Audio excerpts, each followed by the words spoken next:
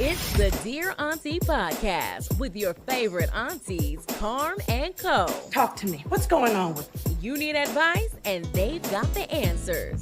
Auntie gon' keep it real. Hey, Auntie. Hey, Auntie. Hey, Auntie. You're tuned in to the Dear Aunty Podcast. We are your favorite aunties. I'm Koe. And I'm Carm. And we are here to give you some real advice based on our real lives. Absolutely. Because it's not based on any type Nothing of else. theory, professional experience. We are not therapists, but we believe that the aunties in the community, they used to be, I don't know about today. We're trying to bring back the auntie energy. But back in the day, your aunties were giving you advice based on their lived experiences, the drama, the trauma, the lessons learned, so that hopefully you did not have to experience those same things. And so that's what our goal is here on Dear Auntie. But before we get into it, I know y'all missed us. It's been a minute. Life Been lifing, y'all. Life has been lifing. But this is like the holiday season, It so we're winding is. We down, and we are. have time to do all the episodes today. To do all of the episodes. We are in the studio getting all of our final 2023 episodes in, which is only 2 of them. So y'all, we're going to get it together for 2024, okay? We are going to because promise. we don't want to leave y'all hanging.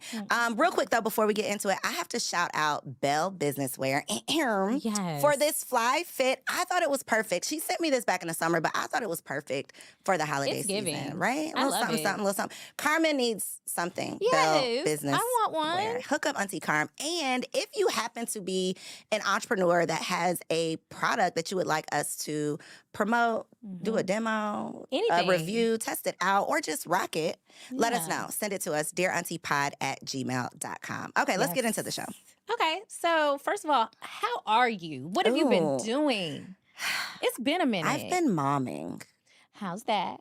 You know what? I see my nephews, my virtual nephews. Cutting up. So on a couple episodes ago, we talked about the fact that being a mom is not that fun. It's not that much did. fun. And I was like, Carm, I don't make it look fun. I don't. And so literally at like 3, no, it was 6 o'clock this morning. It was 6 o'clock this morning. I had been in Cairo's room. He wasn't feeling good. I was being held hostage. Like, mommy lay down for a minute. That turns into the whole night.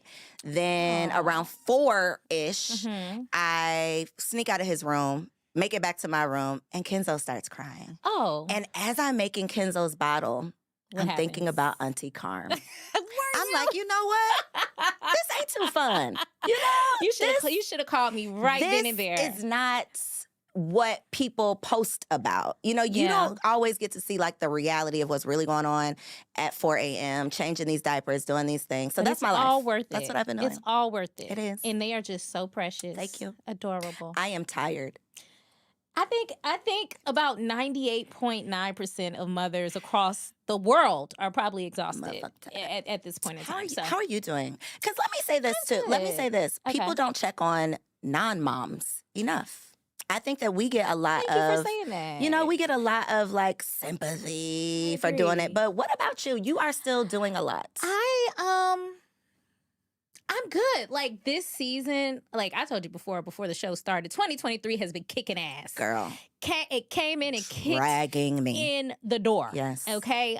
So I'm glad to see 2023 Get the hell on. get the hell on out of here. But these last few weeks, I've been pretty good. Like You things had a have party. been- We're going to have to put in did have a video party. over here of us taking the shot Yes. that almost took me out. We- Carmen, we you had were a ski serious. shot. Carmen is serious about the parties, and I loved it. First of all, we had a ski shot. What is a Cole ski and shot, hubby- Carmen? So it's when it's a shot ski. That's actually what it's called. Okay. And so you put 3 shot glasses in there, or 4, or however many, and you all take the shots at the same time. So people like me cannot cheat. So that you can't punk out. Yeah, I'm so a punk. we had a good time, and I am a game person, game lover, love all the games. So we played a lot of different games. We did. We had a good time. So I like to do something every holiday season, and so we did it. And we're going to be playing like a grown woman TV game night. I'm so excited about that. So stay tuned. We'll have today? footage. Not today. Oh, Next okay. month, Carmen. Oh, yes. You're At our sleepover. at our sleepover. Okay, I'm sorry. It's okay. I had a Okay. fun time, though. Okay, good. I'm glad you came. So let's get into what we are over. Let's. Besides the year. Okay, besides being over 2023, I am very much over the need to what I feel like is humble Beyonce, as well as other Black women in Hollywood. What are they doing to Beyonce? I just feel like People look to Beyonce to do every single thing under the sun. Not only is she an excellent singer, an excellent performer, a philanthropist, she gives us all the hits. She gives us the looks. Okay, what more do you want from her? She gave us Blue Ivy. I mean, the list goes on, right? And she gave us a vibe this entire season with the Renaissance tour, okay? So the people are coming for Beyonce. She had like this platinum blonde wig on. And the people hopped in the comments and they said, what is she trying to be white now? What does she think she a white girl? Holding comment. And I'm like, yeah, hold your comment, auntie. And so my thing is, she's a light-skinned Black lady. She's Creole. It's the wintertime. She's going to look light-skinned. Is she not? How is that her trying to be white? My mom is probably her complexion as well, and she's just as Black as they get. So I'm not understanding why that commentary has come into play. I don't understand what that is about. And then furthermore, I do not understand the desire for Beyonce to speak out on political issues. Okay. Now, I love Auntie B, but I don't know if y'all have heard her talk. We have. She shouldn't. She's just talk she's that not much. she's not an orator. She's not really good at public speaking, giving interviews, anything like that. And I think her PR team has done a good job at telling Keeping her her hidden. to just be quiet. Don't you Be say seen. a word, Yeah. Beyonce. And so they're like, hey, free Palestine. Why aren't you talking out about Palestine? Listen, I, for one, am glad that celebrities don't talk out about political matters that they have no idea about. Some of them should really keep their mouths shut. This And is I true. think Beyonce is falling right in line with that. Second of all, what exactly do you all think is going to happen when Beyonce does, let's say she does post Free Palestine on her Instagram page? Do you think Joe Biden He's and going to sign Kamala like an executive order. are going to get in her comments and be like, you know what? Beyonce, because Beyonce spoke out on it. Now, this century-long war that's been happening in the Middle East is now we're gonna put it to an end because Beyonce, Has spoken. the queen of all things, has spoken. So I just want us to get more realistic about what we're asking of celebrities and really start putting that pressure on our politicians who are the actual reason why all of this is happening. And the U.S. does have blood on their hands because they are funding this whole genocide. So Agreed. that's all I have to say. Agreed. That is definitely something to be over. I think that, well, the comment that I was holding. Because you was go trying there to first. say that Auntie B Let's go there first. is a white So lady. I was not saying that. Okay. As a fairer-skinned woman, we do lose a little color in the winter. Yes. Agreed. You a little light-skinned. However, did you or did you not think that she looked like Kim K in that photo? I definitely was confused when it came across my timeline. I will say when it came across my timeline, You had to look twice. I had to look twice. That was my only comment, is I definitely had to look twice. Do You I are think correct. that Beyonce and her stylist woke up and said, let's make you look a little Caucasian today? I don't think anyone said that, but I was a little confused by the photo myself. Okay. I don't think it was intentional, but it caught me off guard. Well- the other part of what you said, though, I think Black people, period, we expect our entertainers to be the leaders of our community because we have no leaders in our community. And so those are the only people with a platform, with a voice, so we think. And so Interesting we point. are expecting them to lead us. Yeah. Because who else is going to... That's a good point. Who else gonna say something? Who else is going to say something? But I'll tell you what, Mama Tina has something to say to y'all. Mama Tina is And not she playing. touched y'all the hell out. She And I, for did. one, was very glad about it. So that's all I have to say. That's what I'm over. What are That is you what she's over. I am over. This is, well, everything we talk about is for the Black ladies. But I was going to preface, like, Black women, I'm talking to y'all. I think that we have to do better in accepting accountability. I am over the fact that y'all cannot be wrong about anything. Ooh. You cannot accept an opinion that is contradictory to your own. You do not ever open up a conversation and have a dialogue that can be opposing views without being offensive, without discrediting the person who is speaking, their view that is in opposition of yours. Nice. And I think that Black women as a whole have a very much, who gonna check me, boo? Oh, this is specific to Black women. This is Black women. This is Black women. Because y'all know that I host multiple podcasts, right? And so we don't talk a lot about relationships here, but the relationship conversation gets spicy. Yes, it's triggering for a lot of people. If you make any comments about anything that could trigger a specific person, they are quick to run to the comments and discredit anything. I got you. So I am, we don't have to talk, we don't have to go deep in it, but I've just noticed a trend that not just on my, on my videos and my comments, but just as a whole, we don't take criticism well. Constructive criticism. I'm not talking about somebody who is not qualified to give an opinion. I'm not talking about that. I'm talking about someone who is qualified, who is experienced, but just has an opposing opinion from yours, and you cannot accept it. They must be wrong. They don't know what they're talking about. It's just always an attack on the person and not really considering the perspective. So I'm over y'all not being able to be wrong. Nobody can tell you anything. And I think that if you are going to get anywhere, it's going to take evolution, maturation, like consistently improving. And a part of that is self-awareness. So if can't nobody tell you nothing, you're not going very far. And I'm over it. Are the girls in your comments? Are they hopping in your comments? They are hopping in my comments, and I am over it. Get out. I feel like this is personal. Girl, get out of there, because I personally am a very self-aware person. You are. And I also am not afraid of being wrong. Like, I don't mind being wrong. If I do something wrong, I will apologize for it. I'm quick to apologize. That's so nice of you. I mean, it's just like I'm an adult. I know that I'm not perfect, and I don't think that but that's not nobody an can easy tell me anything. Thing. That's not an easy thing for people to do. No, it's not, but y'all need to start doing it. Pat yourself on the back for that. Thank you. So are we getting into Auntie Would Never? We are. What is your Auntie Would Never? We haven't done these in a long time. We haven't done these in a long time. So today, my Auntie Would Never. And hopefully this is your would never either. Okay. I am not okay with letting people I care about crash and burn. Okay. So personally, I would never allow, I'm going to say a friend, but allow anybody I care about for real to make a decision that I think could lead to their detriment without at least speaking up. Now, I'm not going to force my opinion on you. I'm not going to try to make you do what I think you should do. Right. But if you're going down a path, especially if you're going down a path that I've personally traveled on and it has led me to destruction, I'm at least going to offer some guidance. I think that we have to do a better job of having tough conversations with the people that we care about if we actually care about them. So I agree. We've talked about this before. I would never do. I'm not letting you crash and burn. You're just going to be mad at me. And they will get mad. They will get mad. But they'll circle back. I've had so many people circle the block like, girl. Me too. It is what it is. You was right. And I don't do it to be right. That's the other thing, too. I don't do it to be right, and I'm never going to bring it back up. That's between you and the Lord. We're just doing it to be good friends. That's it. What would you never do? Well, Auntie Koe, I would never go get a wax without performing proper hygiene.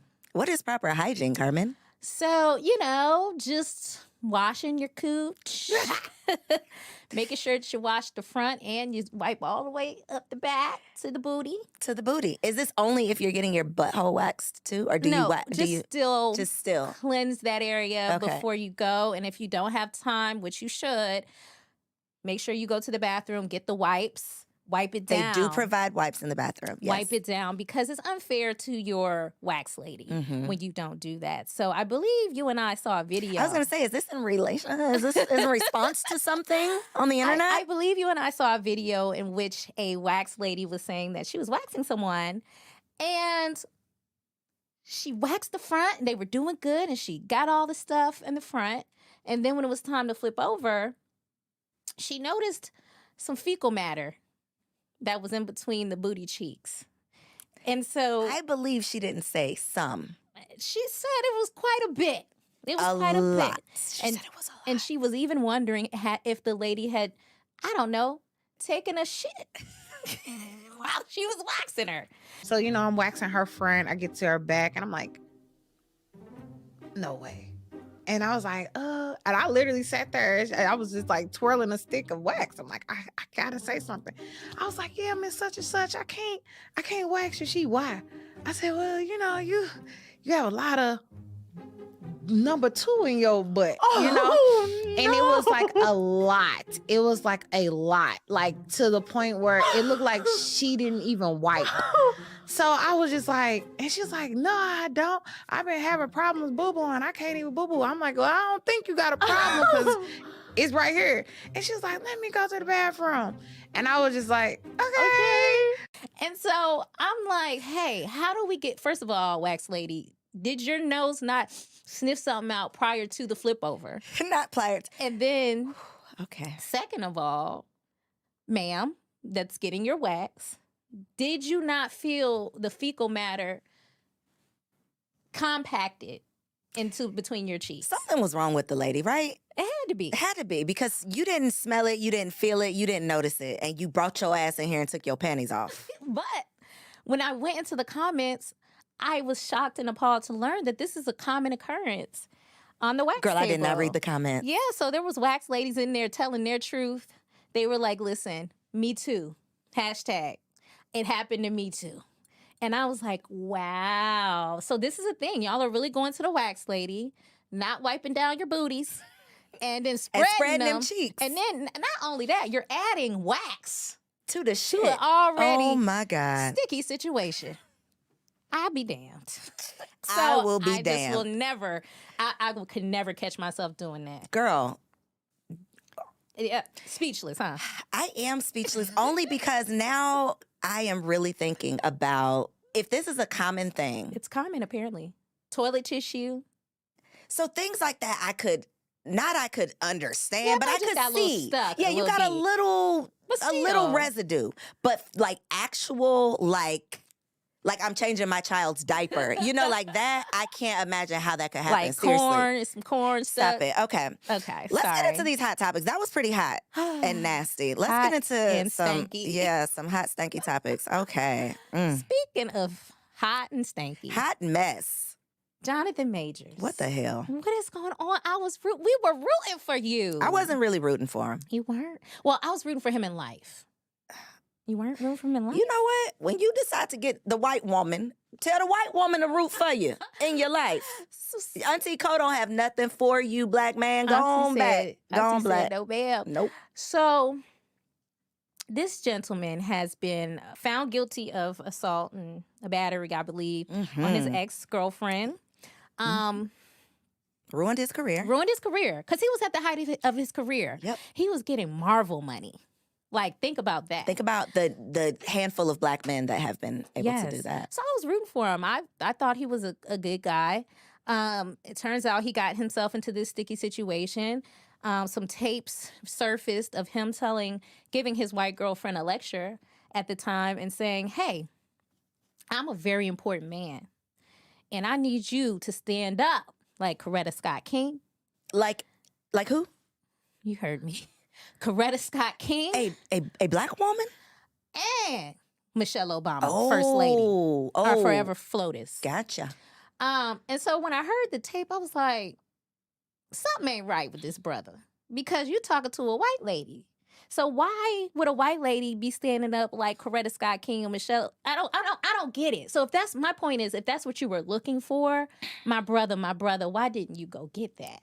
Oh, he did, Megan Good. Because what is happening? You mean the beard? I don't know what I mean. Because Because my I thing don't know is- what's going on. Because that whole situation is looking funny in the light to me. How all of a sudden, now that you're in trouble, now want a you black done woman to found save you you. a black woman. And this is what I'm talking about. Black women being the mammies of the world. We are the saviors. We are the saviors of the world. And enough is enough. We have to stop doing that. We are not people's- Olivia Pope in real We're life. not Olivia Pope. We are not your emotional support people. Yes, we are. So I'm a little disappointed that that's how that went down. What do you think Megan Good is thinking? Because obviously, the first thing I thought was publicity stunt. Like, she's going to get something from this, he's going to get something, but she's just looking bad to me. I don't know what she's It doesn't gaining look good. from It this. doesn't look good. I don't understand what she's getting out of this whole scenario. I don't know if she was getting a check. I was going to say, is it worth it? But I know we're going to talk about this later, but apparently the Hollywood girlies are not really making coins like we thought. So maybe Apparently. she does need the check. Apparently, and she does a lot of those independent films. She hasn't really been in anything that's Major. major as of recently. late. Yeah, that's true. So anyway, I just had to talk on that because that was very, very interesting. So can I wrap it up in a little lesson? Yes, please. Get a black woman. Right? I haven't seen a black woman chasing any men down in the street pressing. I have not seen it.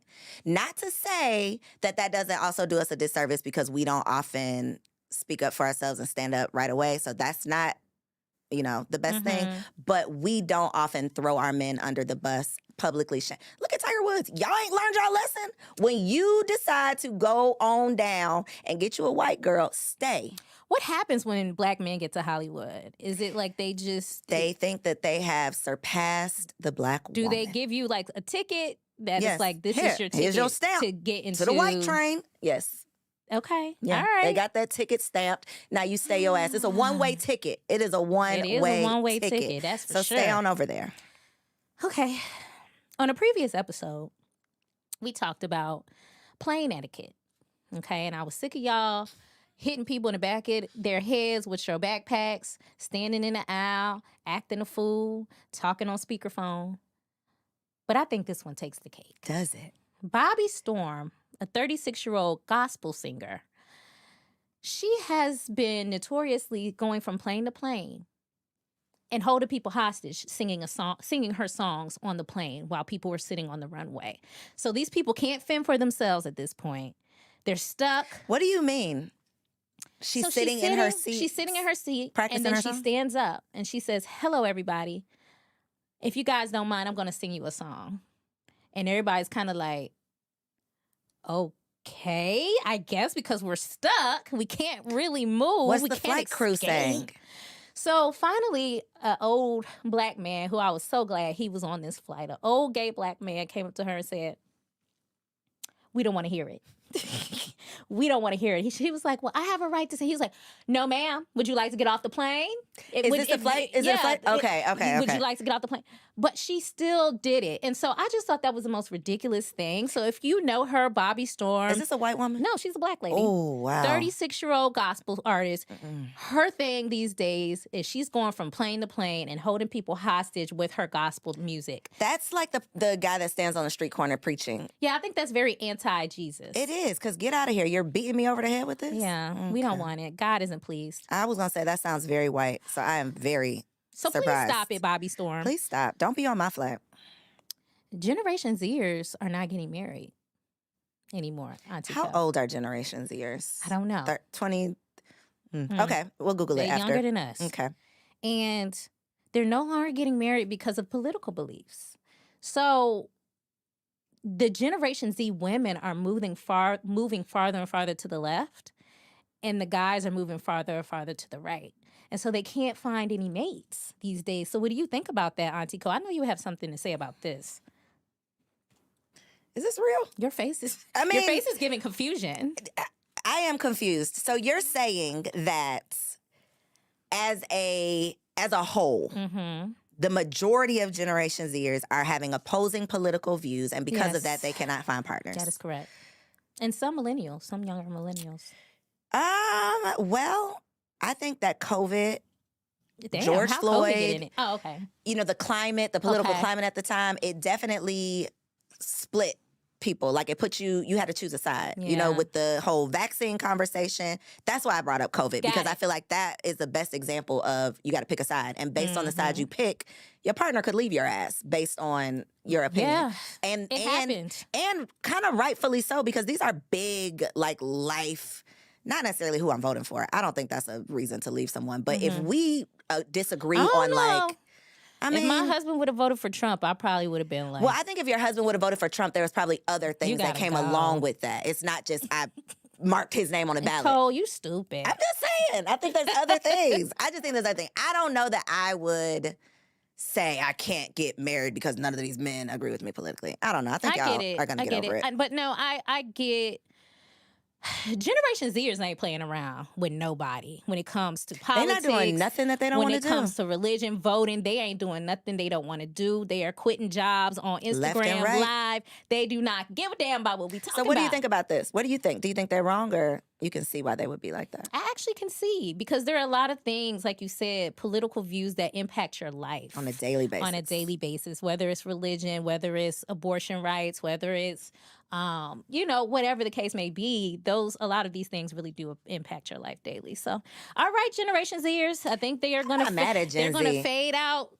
Well, marriage. I would be mad at that if they did that. But I'm not mad that they are doing things their own way. They're saying, let's look at what's not working and let's stop doing that shit. Like, let's decide what we actually want and not just do what our mama did, not just do what our grandmother did. And that's, I think, what we started at. Y'all, we started it, okay? We crawled so y'all could walk. That's right. All right? Trendsetters. But shout out to y'all. I'm not mad. Taraji. Now, my girl, I really do like Taraji. I love her. And I have been noticing. She's a Howard alum, right? She is a Howard alum. DC, she's from DC. I'm from DMV area. So, I really, really ride for Taraji. I think she's good people, right? But on these red carpets lately, she has been looking so upset. Has she? And I don't know. Okay, I didn't think this is where you were going with this. I haven't seen her on a red carpet. Yeah, her eyes have been kind of glossed over. She just looks like she's not herself. And I started to notice that while she was doing the Color Purple press run. Okay. But I thought maybe I was looking too much into it.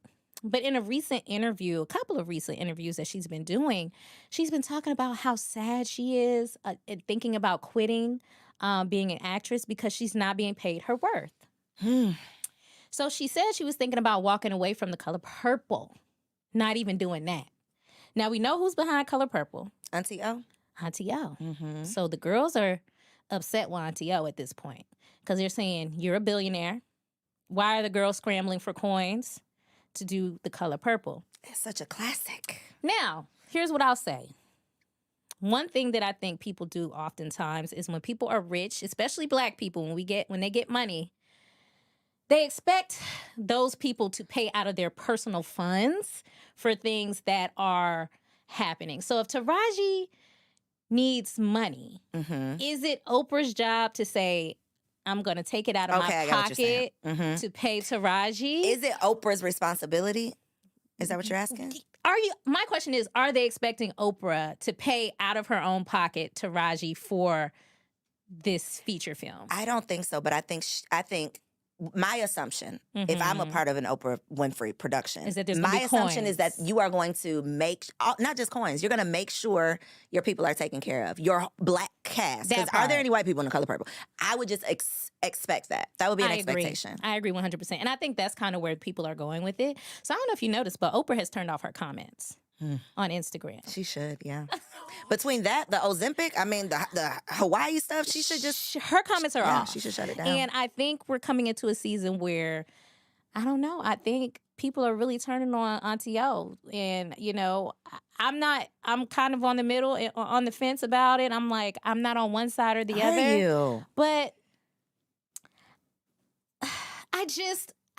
Oprah has not really given me a major reason to dislike her. But I get why people would say that they ain't feeling her. Gotcha. I'll say that. So back to Taraji. She was paid $150,000 for Benjamin Button. She was initially offered $75,000. So when we're looking at these celebrities, we're thinking they're making multi-millions for each production, and that's just not true. So I don't know. I was surprised to hear that. What are your thoughts about it? I think that we definitely assume that anybody in Hollywood, anybody we've ever seen in a movie on television is rich. Yes. Like, that is our assumption. One thing that I personally learned during the strike was the lifestyle of these actors, that they are responsible for their own housing when they are on location, on set, in these different destinations, shooting on location, shooting these movies for months at a time. They are responsible for their own accommodations. That's just insane to me. That is insane, coupled with having children, coupled with not having a home, a true home. You're always on the road, just the lifestyle of it. I don't think it's as glamorous as we probably assume. And now to find out that they ain't making no money. No money. And not even that they're not making money, they are actually getting played. Hollywood is playing in their face. Because we talked about Terrence Howard and Hustle and Flow getting $12,000 for this movie that went, platinum. Platinum, triple platinum. So to find out that everybody's getting played. It's insane to me. That there's not that much difference between the way that we feel, like our jobs play us. They are. But I don't even know if experiencing it's the same everybody. thing. I think the point is that it's predominantly Black actors and then specifically Black female actors, actresses. So I think that's the major takeaway for that. So I'm praying for Taraji. I hope she pulls through. I hope her mental health, I hope she's doing well, or gets into a place where she's doing well mentally and emotionally. But beyond that, I hope they run her check. That's another reason why I would assume and expect that Oprah would take care. Because if you know that this is the standard, that they treat Black women wrong, you as a Black woman Step with in. a cast full of Black women, I think that you should have made sure that they were taken care of. I agree. So no, it shouldn't come out of your pocket, but if it has to, it could. It could, because you got billions. You got it. All right.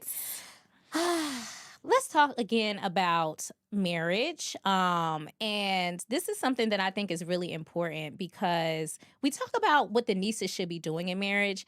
And I am a believer that you should always have a stash tucked away. Are you? When it comes to marriage. Have you a little money on the side? I think When you say stash, you mean secret? That they don't know have to be about? secret. Okay. It's just your own. They could What know, makes it a stash They then? could know it's your money on the side just in case something happens. In case you gotta pay for something you're not expecting to pay for. In case, something goes awry. You never know. Okay. Shit be happening. This is true. So there is an influencer online. Her name is Adara the Explorer. She's a stay-at-home wife. And she, her brand is essentially that she's a submissive wife. She stay at home, that kind of thing. So a comment that she received is, I pray you have money tucked away just in case. Because she always talks about just how her husband provides everything, that kind of thing. Her response was, no, call me whatever you want, but I'm not living in a just in case mentality about any part of my life, including my marriage. My husband and I have made a vow to God and to each other that no person and no thing will come between us. There is no reason for this to even be an option or a consideration. This is bigger than money. It's always about money to people who have made a God out of it.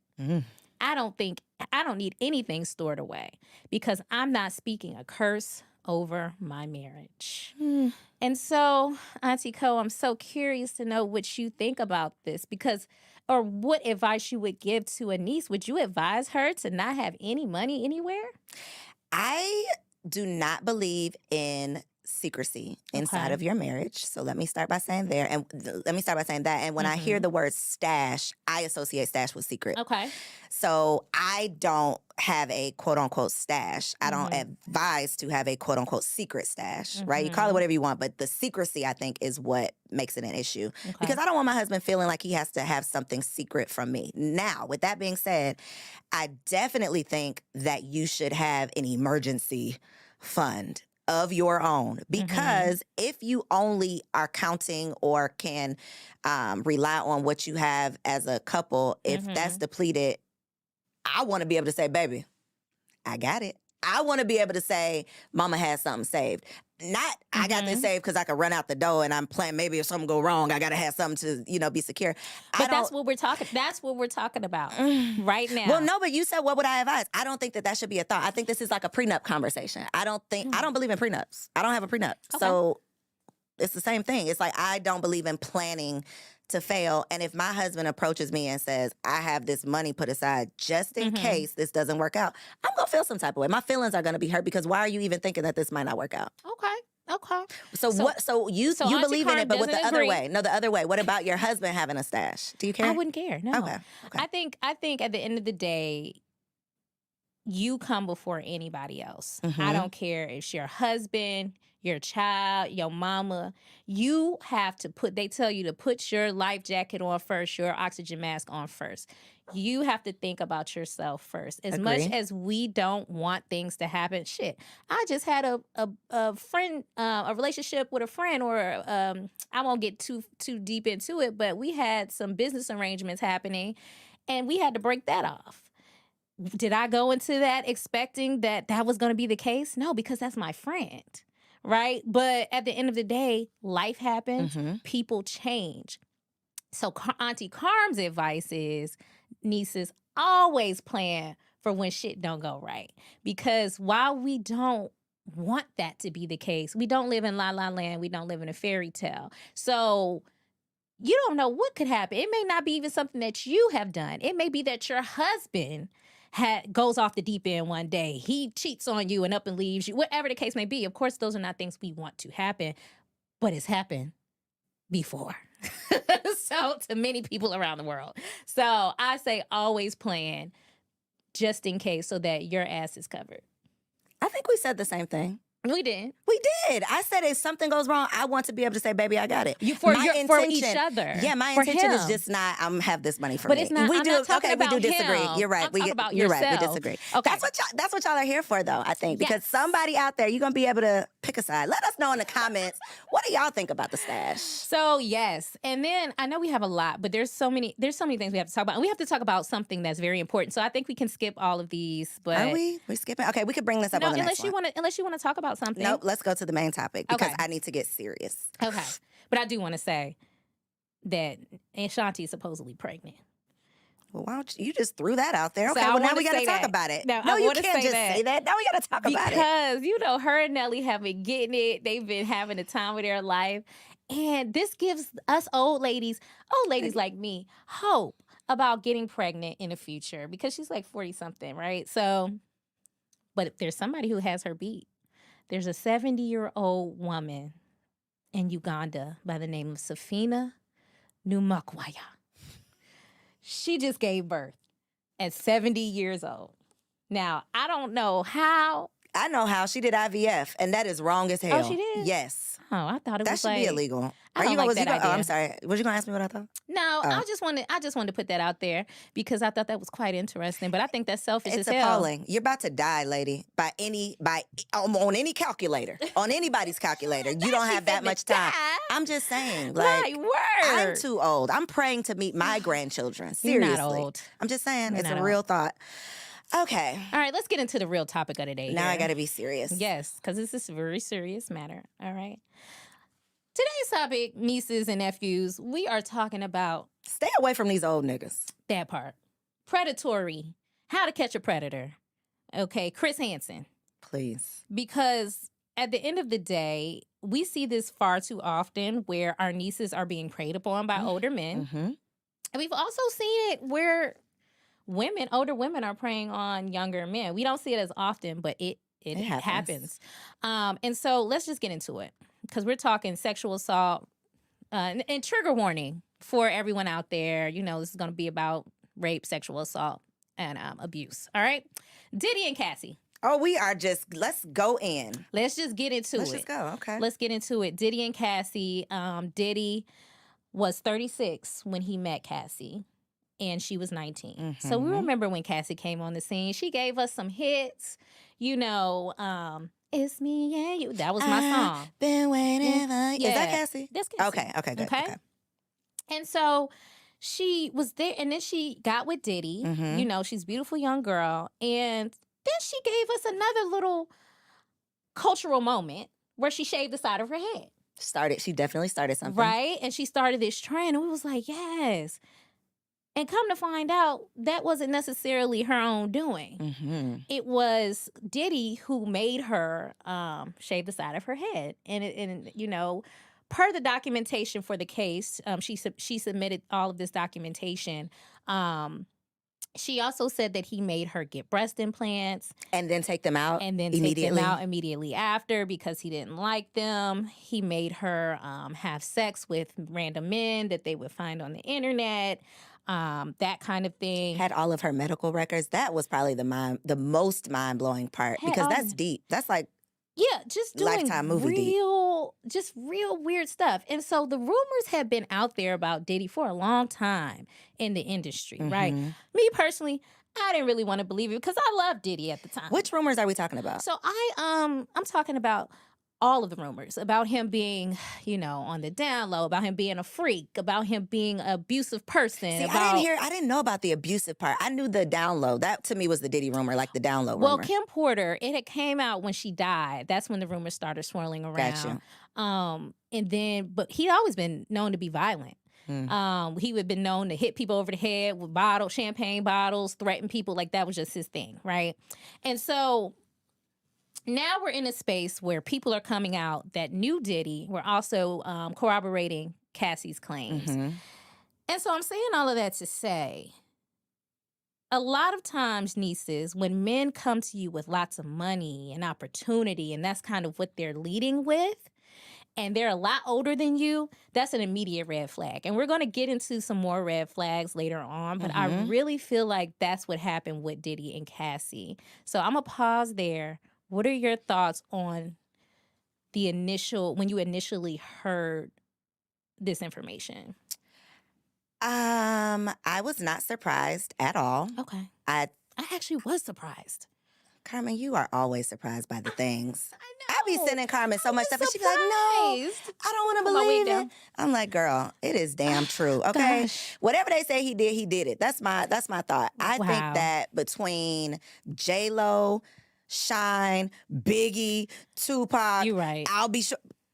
I mean, like, everybody around him dies. The signs were Or there. the signs are definitely there. I am surprised that it has been this long, like that he got away with it for so long. But I think because it is just norm in the industry, nobody was going to speak up about it. Yeah. So I am super proud that Cassie spoke up, because she literally opened up the door for other people to come behind her who had also been victimized. So brave. So brave.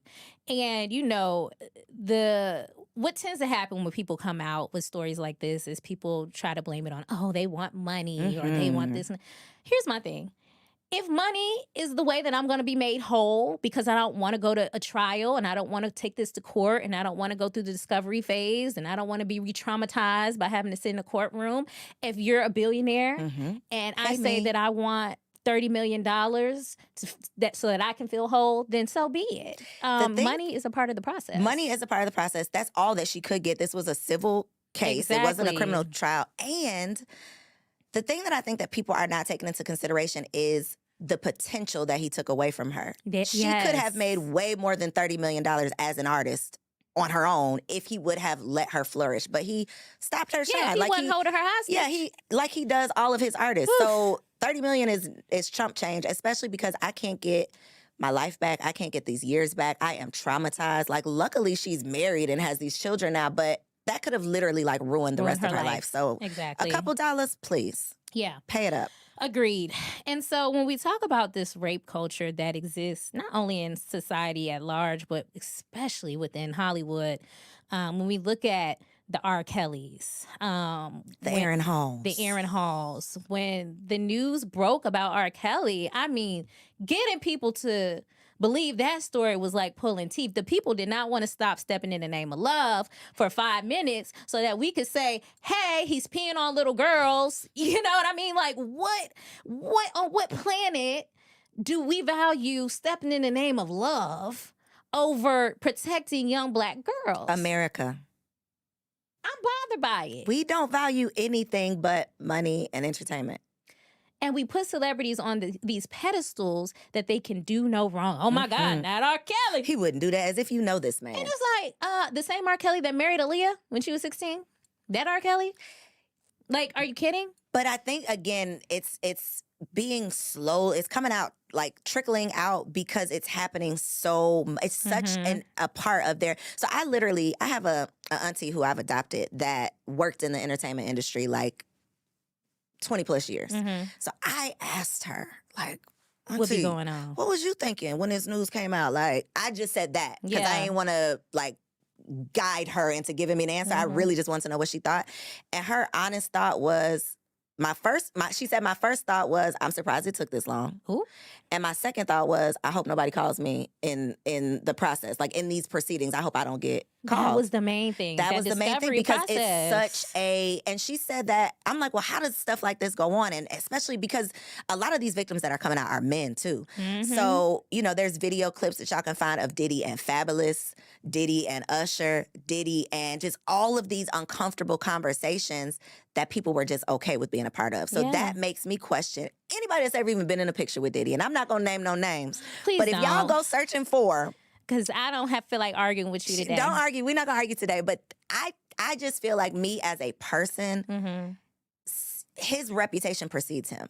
Especially if you're in that industry. So you know who Diddy is. We might not know who Diddy is, but the people in the industry know who Diddy is. So why are you hanging out with him? Why are you doing business with him? Why are you taking pictures with him? Why are you at his parties?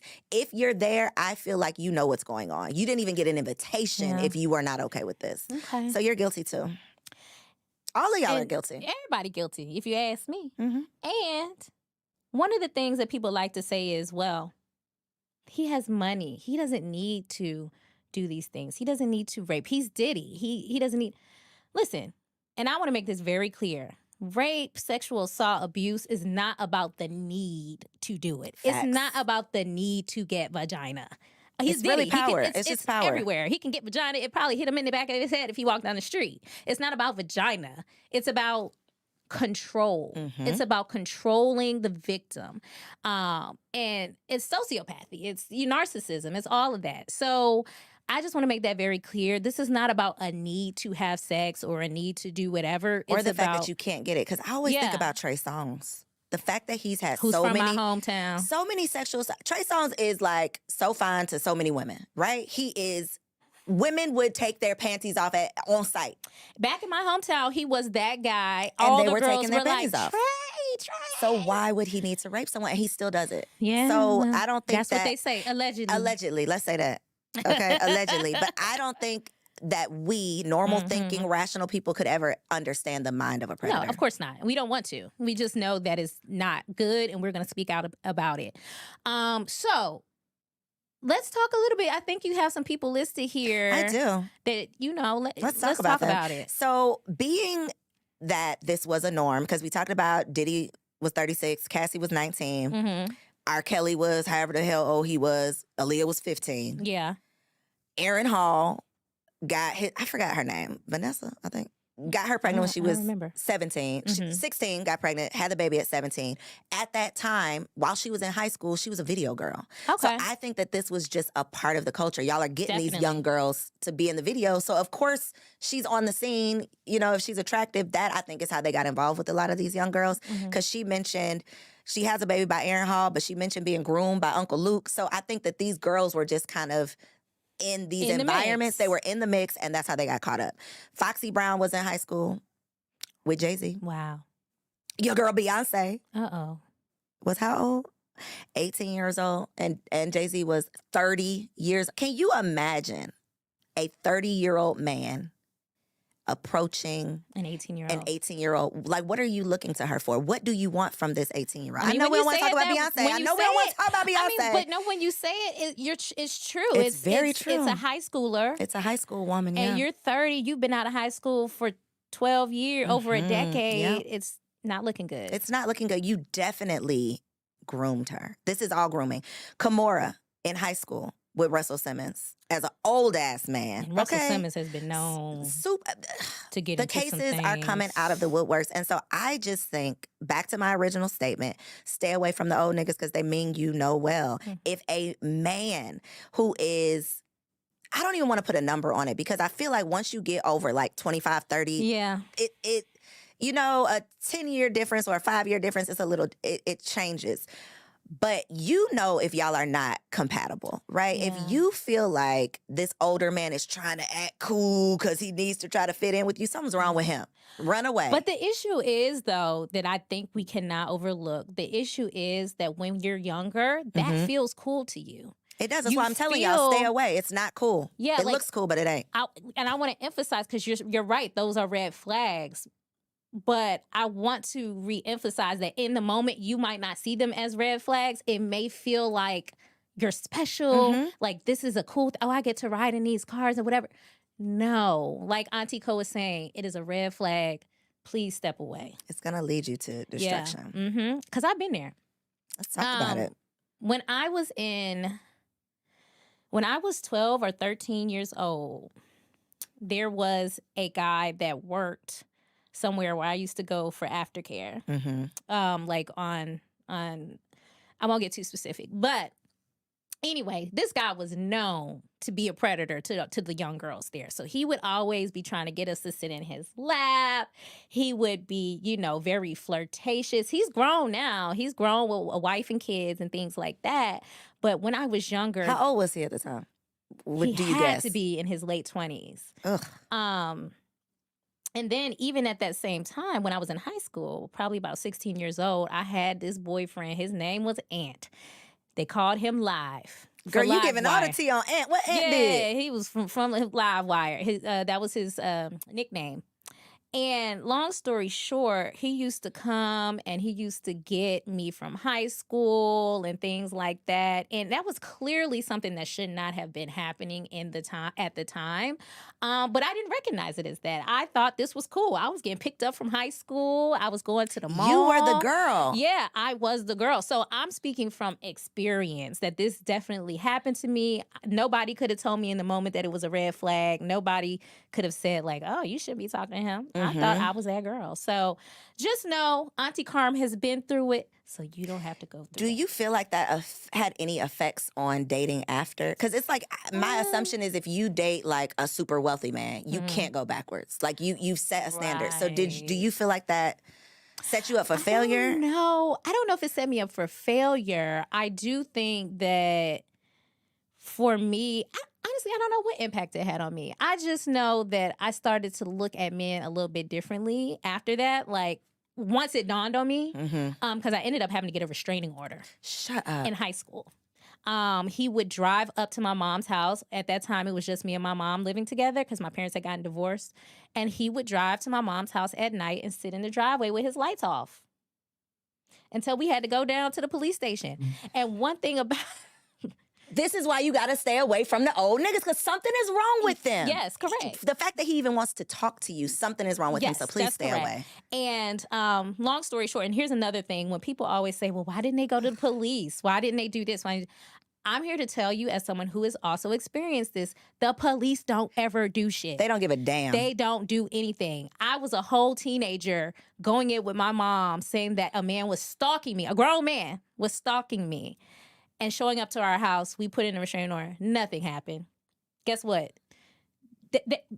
Predators do not care about restraining Pieces of orders. paper. They really don't. Mm-mm. They're going to keep showing up. They're going to keep doing what it is that they do. So I can go on and on about it, but yeah. So that's what happened. So that's why I think it's super important for us to talk about these red flags, what to watch out for. Because to your point, I do believe there are certain lessons that nobody's going to be able to teach you except for life. Yep. Like there are certain things that you could not have. I found myself in an abusive relationship too. And if you would have told me that I would have ended up there, I never would have believed it. Nope. If you would have warned me when I was about to step into it, I probably wouldn't have listened to you. So there are just some lessons that life has to teach you. Unfortunately. But it's important for us to have this conversation because even if it's not a predatory situation, abuse is abuse is abuse.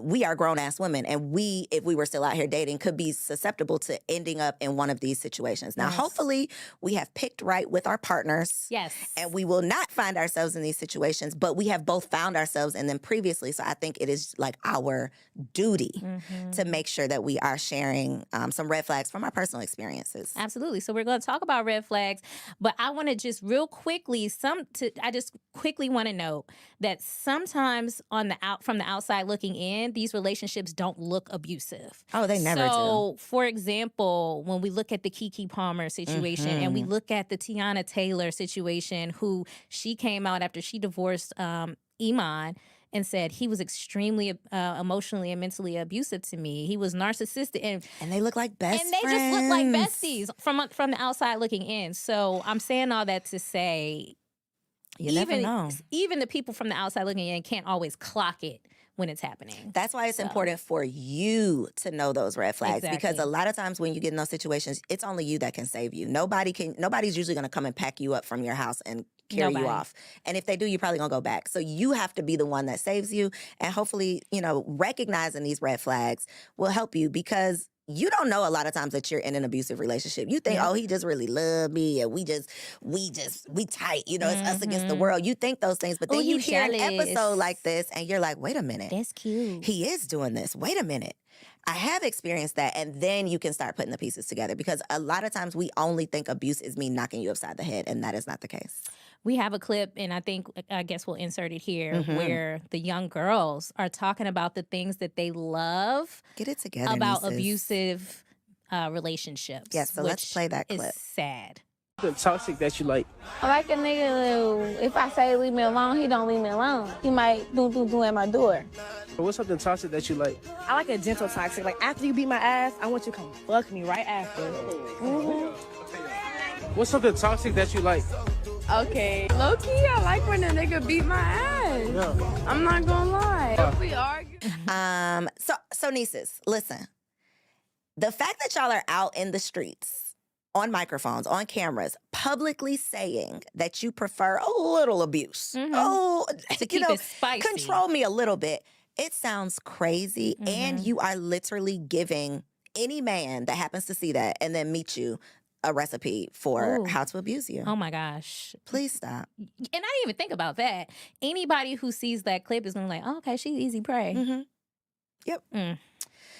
That's pretty sad. But I think, again, we have not experienced love either from our parents so we're searching for it. And we think that this strong feeling, whatever this strong feeling is, it's love. And a lot of times it's rooted in abuse. So let's get into some of these red flags. Okay. I think the first one is I think all of these are pretty typical, because whenever I hear someone like a survivor sharing their story, I'm like, this nigga did that too. You know, like it's a classic. It's across the Y'all board. are all doing the same crazy shit. It's across the board. 9 times out of 10, if you find yourself in any of those situations, something that we say is going to sound familiar. So the first one that I definitely experienced, and I think it's an across the board, is like isolation.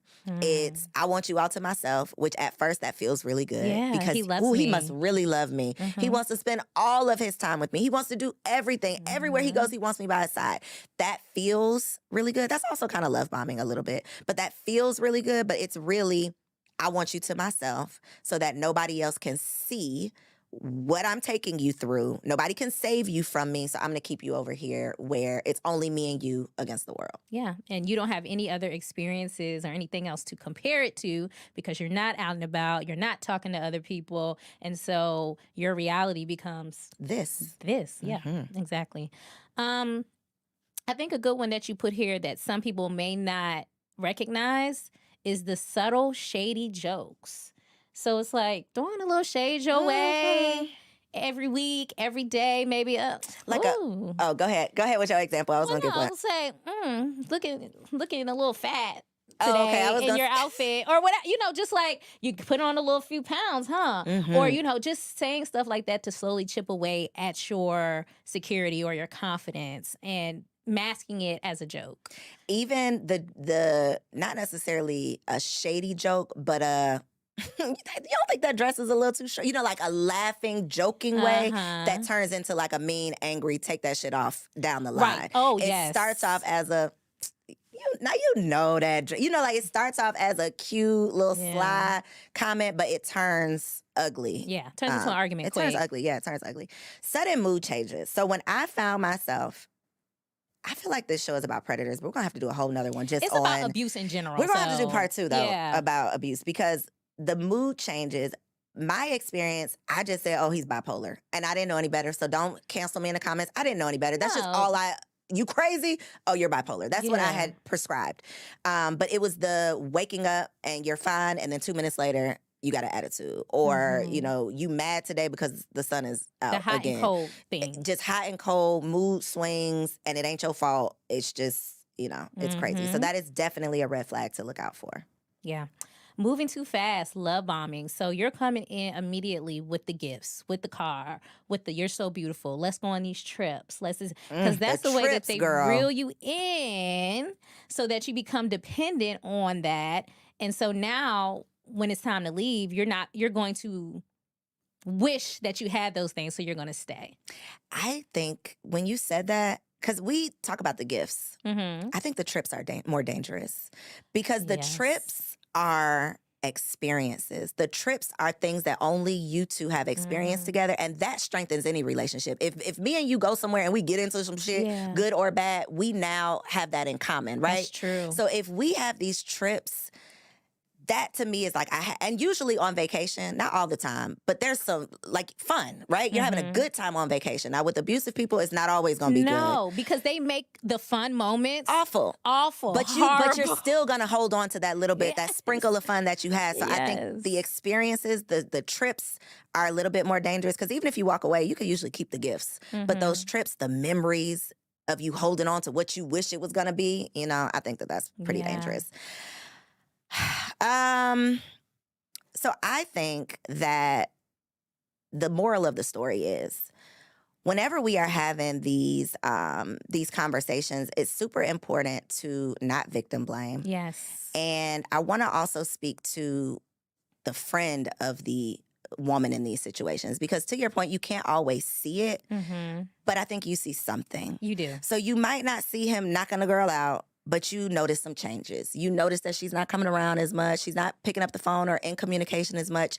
Her energy has changed. She's her not mood, like herself. She's not like herself. Yeah. The same way you said that you noticed a visible change in Taraji, someone you don't even know in real life. If you know this person in real life, you should be noticing something. I'm not expecting you to save, you know, that it's your responsibility, but you should definitely notice something. And I think just, again, going back to my auntie would never, being willing to put yourself in an uncomfortable position to potentially save a life. Absolutely. I mean, I couldn't have said it any better. I think in these instances, community is key. It's so important because a lot of times, like you said, the victim becomes isolated. So they do begin to feel like there's nobody that they can turn to. So I think making it clear to your friend that you are a safe space, you are someone that they can talk to if anything is happening in their lives, I think is going to, like you said, potentially save a life. And I feel like just right now, all of y'all watching this, you should just text your homegirls, like hit the group chat and just be like, girl, if I ever look like I'm getting my ass beat, please say something about it. Say it now because it's a joke. So that if it ever actually happens, y'all had already talked about this. Yeah. We've already had this agreement that if I notice something, I'm going to say something. Like just go ahead and send that message now so that you already have your safe person, right? You're my safe word. Basically, if you start noticing anything ever, you have permission to say something to me. Yeah, that's good. Whew. Okay, can we get into some Dear Aunties? Okay, we still gonna do it. Okay, yes. We gotta do it, Dear Let's Auntie. do some Dear Aunties. We only have 2 today, and they are anonymous, so I'm assuming y'all telling y'all business. Okay, let's see. Dear Auntie, I just graduated. Do you see yours? I don't, but that's okay. I can listen. Okay, it's under here. Oh. Dear Auntie, I just graduated college and I work in the hospitality industry and I make a little less than $50,000. When I took the job, it seemed like a lot of money, but it is not. I find myself so frustrated because I'm broke as hell after I pay my bills. Should I go back to school? Try to find another job? Get a side hustle? Help, aunties. No, you should not go back to school. Let's start there. Okay. I almost said F no. Absolutely. Take it from someone who went back to school, got $100,000, $89,000 in student loan debt, and got like a $400 raise on my paycheck. Literally. These people do not care the about math these is not mathing. degrees. They don't care that you're not going to be able to afford it. They don't care that your salary does not support the debt. None of that matters. So the first part, no, do not go back to school unless you're going back to school to be a doctor. Okay? Don't go back. Try to find another job. All of the other things. I think that you should absolutely explore all of your options. I think as a college student, we all thought that number, whatever that number was, we all thought, ooh, that's more than we getting right now. It's going to be so much. We went out and got the cars with all of the things, accumulated all of this debt, and now we have like pennies left over. And that's stressful as hell. So I think you should do literally all of it. Find another job, look for a side hustle, drive Uber, do DoorDash. I'm not above any of it. If the bills have to be paid, you got to pay those bills. Got to. What I agree. What you say, Auntie I Carm? don't have anything else to say. I agree with the whole idea of not going back to school to get, anything else. Oh, you just went back to school. Was that triggering? No. Well, no, because when I went back to school, it was paid for. Okay. By my job at the time. Well, do what Auntie Carm did then. However, I am paying for this last semester just because I wanted to finish. Get it done, yeah. But don't get me wrong. I am not fooling myself into thinking that by getting this master's, my life is going to change in any way. I think that's the part. Like, it's nothing is going to happen when I get this master's degree. I'm very real about that with myself. The only thing that's going to change is that I'm going to feel accomplished by having done it because it's something that I set out to do. I had to drop out when my father passed away, and I feel like this is just symbolic for me, but it's not going to change my life in any way. It's good that you know that. I think that is the part, though. It's when I expected that I don't know how much money I thought I was going to make, but girl, $400 more, that was because not it. Because that's what they sell you. Yeah. They sell you that dream, and it's not a true. lie. It's a lie. Dear aunties, I'm a 23-year-old newlywed, currently living in Chicago. My husband and I got married shortly after graduating college and moved in together. We attended school at FAMU, and I wanted to stay in Florida, but he got a really good job in Chicago, so we decided to make the move. Now that we're here, things are going okay, but I don't have a job. I don't really have any friends. I spend most of my time with his friends in his spaces and at our home. I'm starting to feel like his shadow. I'm wondering how I can maintain my individuality in my marriage, and I don't want to lose myself. No. That's tough. Well, you are young. You're very young. You're 23. So being married that early is tough in itself. So I definitely am sending you love on that note. But being in a new city is hard for anybody, no matter what age you are. I think one of the things that I would very much suggest is finding your own community. You are going to have to find your own community. You're going to have to step out of your box, out of your comfort zone, and find some hobbies, find some activities. There's something called the Black Girl Social Club. That part. Look that up. You know, find a chapter in your area. Make sure that you're connecting with other women.